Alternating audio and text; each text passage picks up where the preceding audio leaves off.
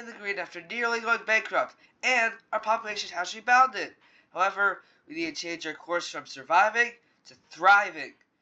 First of all, we need to bulldoze old abandoned buildings and zone in new ones. We are now going to take a small loan for financial stability. For our city to grow further, we'll need to build all the needed services and zone in more and more areas to increase our population. Now, we will lower taxes to make us more attractive, which is what many states are doing today. We also have a humongous healthcare issue, so we will build all the clinics we can afford, which is only one to be fair. Here's an example of truly sustainable development. We build a mid-sized park to allow access to leisure, along with some high-density residential space with offices and shops sprinkled in. This works as people can work, have fun, and live in the same small space without needing to drive around much. And here's another example. And it also appears that the lower tax rates have helped bring the population all the way back up to 6,000. Now, we're actually building atop our unused park space, which allows for more smaller and accessible parks for everyone to enjoy. Here is yet another park we are building using an old bridge. One thing we can still do actually is decrease the taxes further. Oh no, we are in the red, so we have to increase our taxes. At least our population is still growing.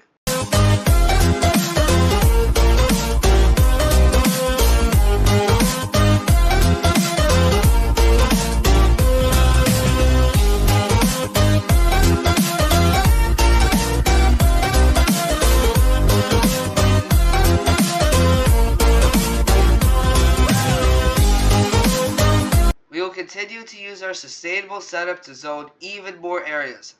You can spot that we are building several parks for our new neighborhoods. As you can see, we are truly thriving now. However, we've done almost nothing in terms of building transit. Here, we will create our first bus-only neighborhood, where only buses and service vehicles can enter. For some reason, this is not a thing in real life. We'll build a large park, along with various services such as a high school, to encourage people to move there and grow our public transit system. This is commonly used in many cities to grow new developments. By the way, you can obviously walk or bike in, but only buses and service vehicles can enter. We will continue to build more new bus lines to allow more variety in where and when people can travel, and we will also expand our bus-only neighborhood. Finally, we will create a brand new elevated bus system. Firstly, we will build a long bridge with several exits for the bus. Then we will place a line for the buses to go on and give it a massive amount of vehicles.